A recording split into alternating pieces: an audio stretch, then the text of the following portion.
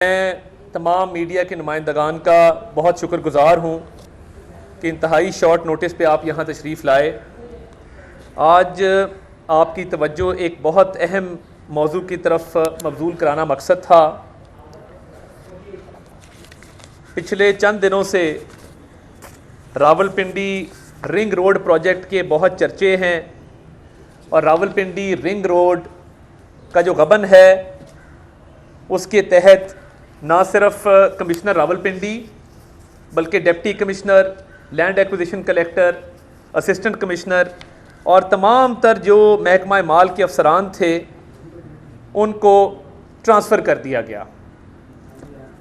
ये महकमा माल ने जो इसकी इंक्वायरी कमेटी तश्कील दी और जो इंक्वायरी अब तक हुई है उसके तहत 2.3 अरब रुपए ज़मीन की कीमत की मद में मुख्तलिफ़ प्रॉपर्टी डीलर्स को और मुख्तलिफ़ कब्ज़ा माफियाज को अदा किए जा चुके हैं।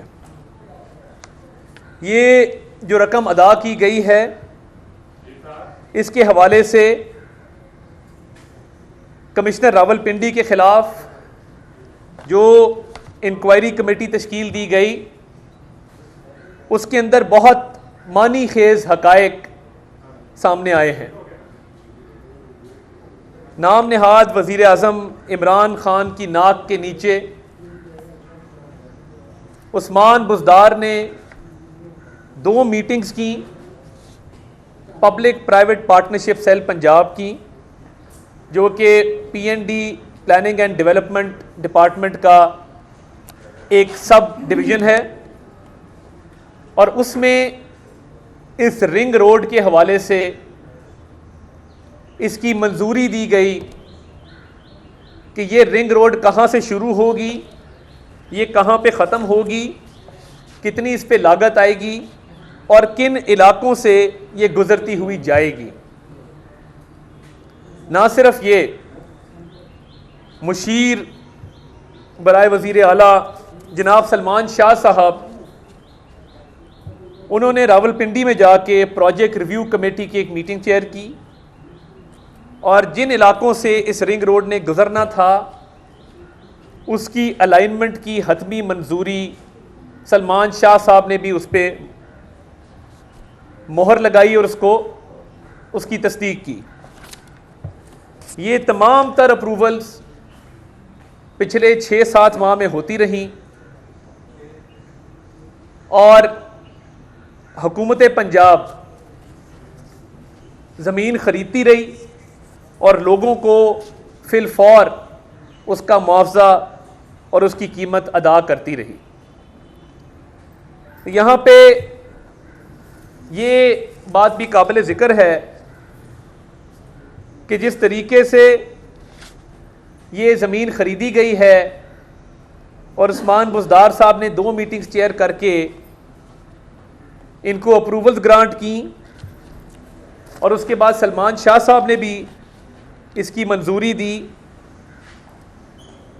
तो क्या वज़ीर आज़म इमरान खान को इस बात का इल्म नहीं था कि ये रावलपिंडी रिंग रोड के नाम से एक मंसूबा बनाया जा रहा है जिसके अंदर ज़मीन जो है वो मुंह मांगी कीमत जो लोग मांग रहे थे उसके तहत उनको उसका मुआवजा अदा किया जा रहा है।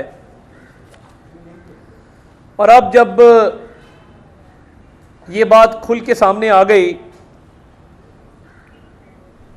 कि ये जो मुआवजा अदा किया गया है ये मनपसंद लोगों को किया गया है, इस सड़क को उन इलाकों से गुजारा गया है जहां पर वज़ीर आज़म के बहुत से दोस्त और नाम नहाद वज़ीर आज़म के बहुत से मुशीर वो वहाँ पर रहते हैं। तो मैं पूछना ये चाहता हूँ कि जिस तरीके से ये सारा मामला किया गया है और जिस तरीके से NRO नहीं दूंगा, नहीं छोड़ूंगा, ये राग अलापा गया है, तो वज़ीर आज़म के इर्द गिर्द बैठे चंद अशखास जिन्होंने ना सिर्फ इस मंसूबे की अलाइनमेंट को तब्दील करवाया बल्कि अपनी ज़ाती हाउसिंग सोसाइटीज़ को फ़ायदा देने के लिए पूरे सरकारी मशीनरी का इस्तेमाल किया गया।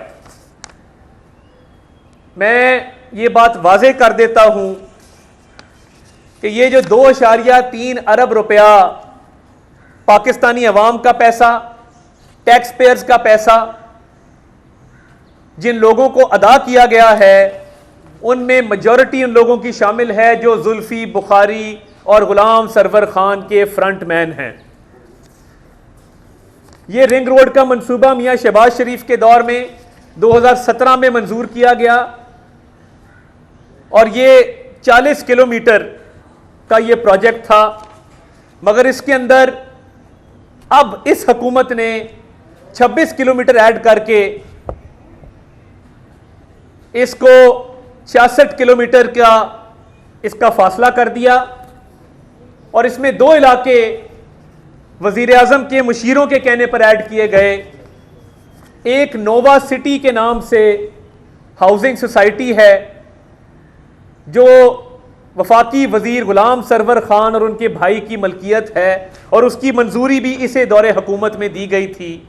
इस रिंग रोड की अलाइनमेंट चेंज की गई और उसको नोवा सिटी, जिसके माले गुलाम सरवर खान है, उसके दरवाजे तक पहुंचाया गया और एक अटक लूप के नाम से इसमें एरिया ऐड हुआ है जिसका सब फायदा गुलाम सरवर खान, उनसे ताल्लुक रखने वाले प्रॉपर्टी डीलर्स और उनके भाई और उनकी हाउसिंग सोसाइटी को पहुंचता है।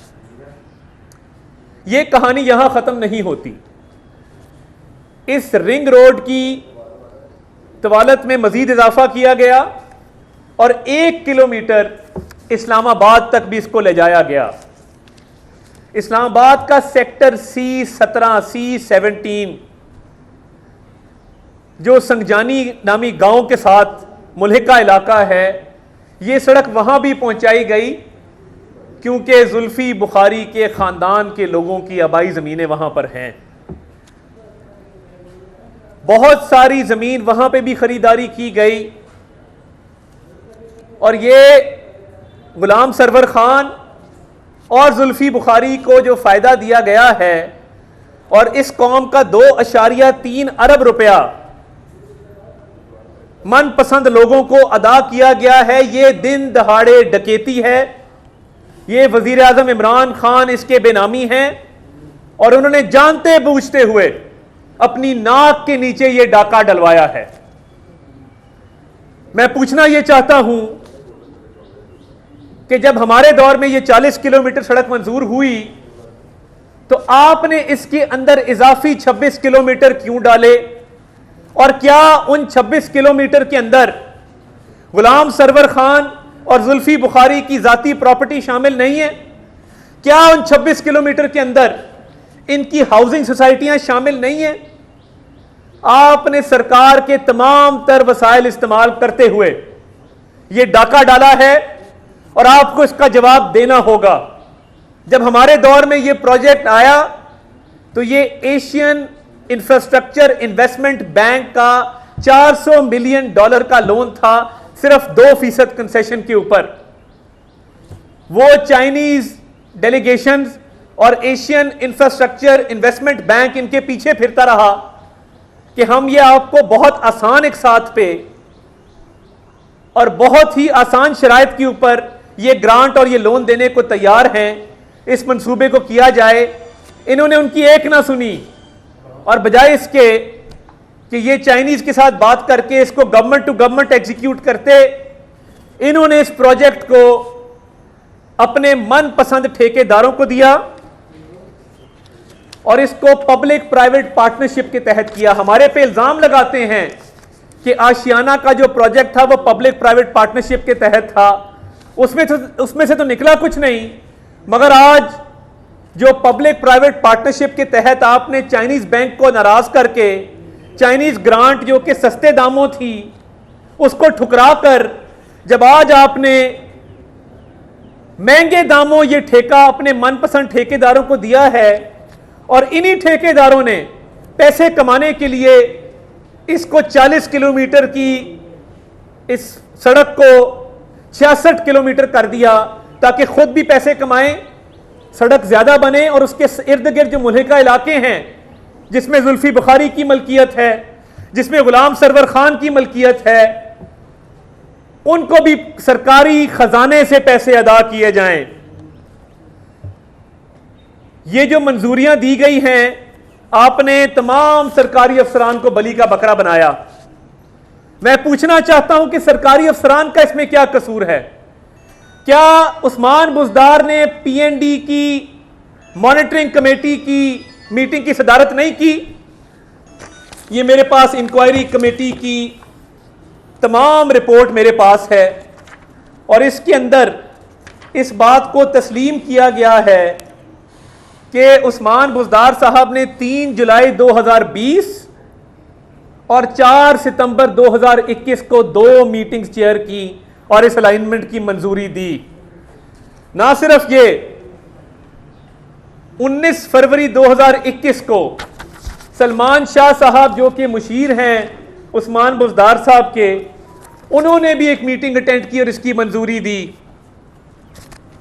जब उस्मान बुज़दार साहब शरीके जुर्म हैं और ये 2.3 अरब का दिन दहाड़े जो डाका डाला गया है, सरकारी पैसा अपने मनपसंद लोगों को अदा किया गया है, ना सिर्फ ये कि ये जुल्फी बुखारी के खानदान को और गुलाम सरवर खान को ये पैसा अदा किया गया है, उनकी जमीन की कीमतों में भी इजाफा हुआ है और उनके मनपसंद प्रॉपर्टी डीलर्स को और रियल एस्टेट एजेंट्स को नवाजा गया है।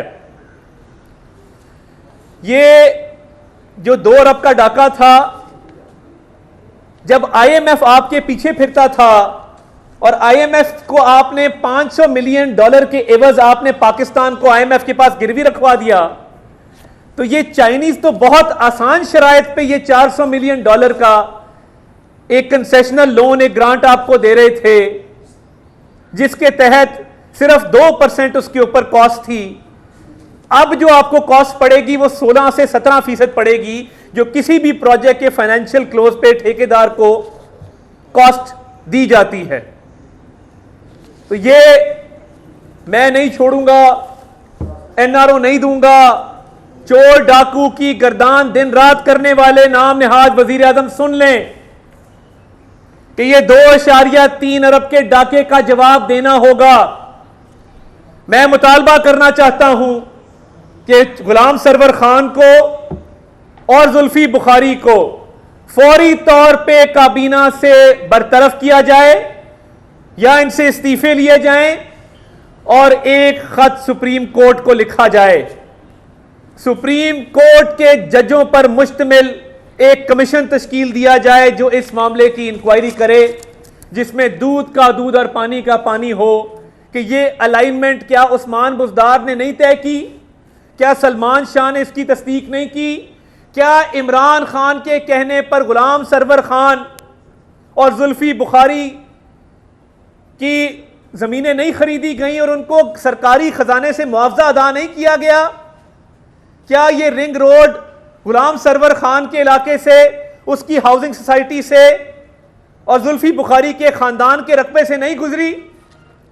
सुप्रीम कोर्ट इसका नोटिस ले और ये 2.3 अरब कौम का पैसा है, ये कौम को वापस लौटाया जाए।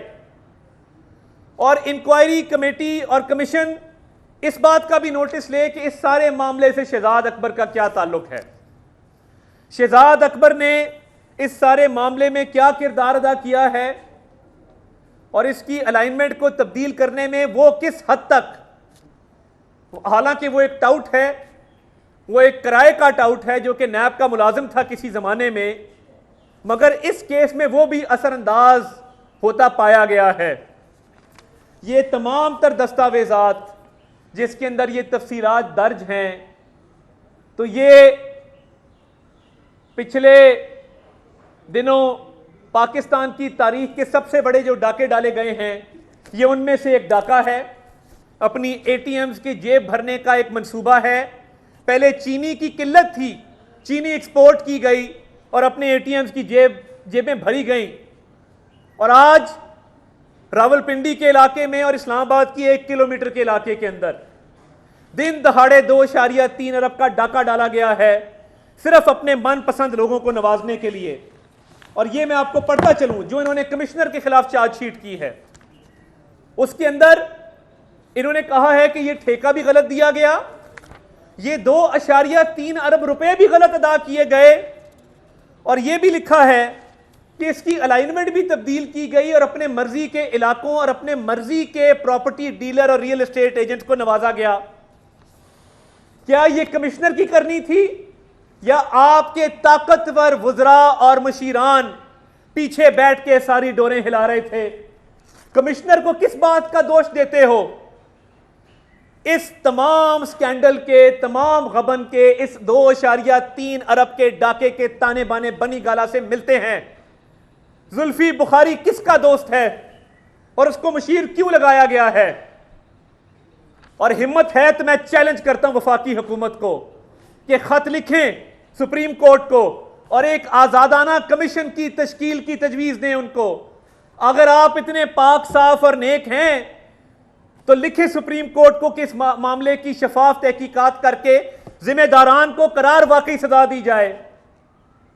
दूध का दूध, पानी का पानी हो जाएगा। आपने कमिश्नर किसको लगाया? गुलजार शाह नामी आदमी को, जो कमिश्नर गुजरांवाला था और डस्के में जो 20 प्रिजाइडिंग अफसरान को अगवा किया गया था, उस मंसूबे का मास्टरमाइंड था। आपने बजाय उसको कि इलेक्शन कमीशन ने कहा है कि सजा दी जाए, आपने उसको प्रमोट करके कमिश्नर रावलपिंडी लगवा दिया ताकि आपकी मनपसंद इंक्वायरी आ जाए, किसी वजीर का नाम इस इंक्वायरी में ना आए। ये वही हो रहा है जो चीनी के साथ हुआ है। चीनी की कीमत का जिक्र किसी एफआईआर में नहीं है। आपके पीछे प्लानिंग कमीशन और इकोनॉमिक अफेयर्स डिवीजन फिरता रहा कि आप ये चाइनीज का 400 मिलियन की ग्रांट के ऊपर गौर करें, मगर आपने अपने ठेकेदारों को नवाजने के लिए और अपने वजीरों और मशीरों की जमीनों की कीमतें बढ़ाने के लिए और उनको सरकारी खर्च, सरकारी खजाने से मुआवजा अदा करने के लिए आपने चाइनीज को नाराज किया और आपने अपने मनपसंद ठेकेदार को यह ठेका दिया। तो ये आपको इस इशू पे भागने नहीं देंगे। तमाम तर सबूत हमारे पास हैं। आपने अच्छा किया कि इंक्वायरी के अंदर कमिश्नर से ये बातें मंसूब कर दी कि ये ठेका भी इलीगल था, ये इश्तहार भी इलीगल दिया गया था, ये 2.3 अरब रुपया भी गैर कानूनी तौर पे अदा हुआ है और इसकी अलाइनमेंट भी रिंग रोड की गलत है। ये मैं समझता हूं कि सबसे बड़ी डकैती है। नैब ने तो इसका नोटिस लेना नहीं है, उनको शरीफ खानदान के अलावा कोई नजर नहीं आता। और हुदैबिया का भी आप शौक पूरा कर लें। ऐसी इंक्वायरी, ऐसा रेफरेंस जो सन 2000 में बनाया गया, हाई कोर्ट ने उसको बंद किया, रेफरेंस पड़ा रहा, सुप्रीम कोर्ट ने कहा कि ये इस पे अमल नहीं हो सकता, सुप्रीम कोर्ट से हम क्लियर हुए। आपने 2018 अक्टूबर में रिव्यू फाइल किया, आपका रिव्यू भी रिजेक्ट हो गया। आपके पास पशेमानी के अलावा कुछ नहीं है। आपने सरकारी ठाट बाट पे उम्रा करके, सरकारी जहाज पे आप जब वापस आए हैं सरकारी खर्चे पर उम्रा करके, आपको बताया गया कि शहबाज शरीफ साहब के खिलाफ असासों वाले केस में एक धेले की करप्शन नहीं निकली। तो ये आपके मुशीर आपको खुश करने के लिए अब हुदैबिया का राग अलापना शुरू कर दिया। पिछले 2.5 साल आपने जाया कर दिए असासों के अंदर और अब आगे आपने कौम का वक्त और पैसा जाया करना है हुदैबिया के ऊपर। अब नहीं करने देंगे आपको। आपसे जो होता है कर लें। यह मामला सुप्रीम कोर्ट तक फाइनल हो चुका है। आप खुलवा सकते हैं तो खुलवा लें, इसमें से कुछ नहीं निकलेगा और ना कानून इस बात की इजाजत देता है कि इस मामले की दोबारा छानबीन की जाए। आपको ये 2.3 अरब के डाके का हर हाल में जवाब देना होगा। आपको जुल्फी बुखारी और गुलाम सरवर खान से इस्तीफा लेना होगा और शहजाद अकबर के खिलाफ इंक्वायरी इनिशिएट करनी होगी। मेरा चैलेंज है कि सुप्रीम कोर्ट को खत लिखें ताकि दूध का दूध और पानी का पानी हो। मैं तमाम मीडिया के नुमाइंदगान को इसकी एक कॉपी शेयर कर रहा हूं और इस इशू पे हम आपको चैन से नहीं बैठने देंगे। हम आखिरी हद तक, जब तक एक एक पाई इस कौम की वापस नहीं आ जाती, हम आपका पीछा करेंगे। ये बताइएगा कि जो इमरान खान ने जो कमिश्नर और दीगर जो आप कह रहे हैं कि सरकारी मुलाजिम सबको हटाया है, तो उनके हटाने की वजह क्या थी? क्या वो सरकारी मुलाजिम गिल्टी हैं? उनको हटा क्यों इस तरह स्टैंड लिया? ये कमिश्नर के खिलाफ पूरी चार्जशीट है इसके अंदर बाकायदा तौर पे ये लिखा गया है कि ये ठेका भी गलत दिया गया, ये 2.3 अरब रुपए भी गलत अदा किए गए, इसकी अलाइनमेंट भी गलत चेंज की गई और ये सारा मिली भगत से हुआ। मैं समझता हूँ कि इसमें कमिश्नर का कोई कसूर नहीं है। ये सारा मामला उस्मान बुज़दार साहब ने पंजाब में 2 मीटिंग्स की, मैंने उनकी तारीखें भी बताई हैं। ये मामला वहाँ पे अप्रूव हुआ, अप्रूव होने के बाद सलमान शाह साहब ने इसकी मंजूरी दी और उसके बाद देखिए कमिश्नर ने जो ज़मीन उसे कही जाएगी उसने वही ख़रीदनी है। तो जब ज़मीनों की सारी अप्रूवल उस्मान बुज़दार साहब दे रहे थे तो उस्मान बुज़दार के खिलाफ भी एक्शन होना चाहिए। पूछा जाइए आपने कैसे इतना बड़ा डाका डालने में अपना किरदार अदा किया है, तो उस्मान बुज़दार से कोई बाज़पुरस नहीं है क्योंकि उसका नाम ऐन से शुरू होता है और वो उस्मान है। अच्छा अता भाई, आपने जो प्रेस कॉन्फ्रेंस की अब तक हमारी समझ में आई है, यकीनन इसमें कहीं गड़बड़ होगी, किसी अफसर ने, किसी वजीर ने, किसी वज़ीर आला ने इस पर गड़बड़ की होगी, लेकिन आपकी प्रेस कॉन्फ्रेंस इस बात को साबित करे कि इमरान खान बजाते खुद ईमानदार आदमी है, जहाँ पे गलत हुआ उसने फौरी स्टैंड लिया और सारे इस काम को रोका। आपकी प्रेस कॉन्फ्रेंस का ये लुभाव नहीं, मैंने ये नहीं कहा। मैंने ये कहा है कि ATMs की जेब भरना, शायद आपने सुना नहीं, मैंने कहा ये ATMs की जेब भरने का एक मंसूबा था, इमरान खान की नाक के नीचे हुआ, इमरान खान को इसका इल्म था, इसलिए सुप्रीम कोर्ट को जब ख़त लिखा जाएगा और इसकी इंक्वायरी होगी तो दूध का दूध और पानी का पानी होगा। देखिए जुल्फ़ी किसका दोस्त है, जुल्फ़ी को काबीना में क्यों रखा गया है, ये जो इसका नोटिस लिया गया है और सरकारी अफसरान को बली का बकरा बनाया गया है सिर्फ इसलिए किया गया है कि अपने ATMs को बचाया जा सके, वो कहीं वादा माफ गवाह ना बन जाए कि जी ये इमरान खान साहब ने हमें इसकी इजाज़त दी थी तब हमने ये जो है ये फेल किया है। थैंक यू, बहुत शुक्रिया।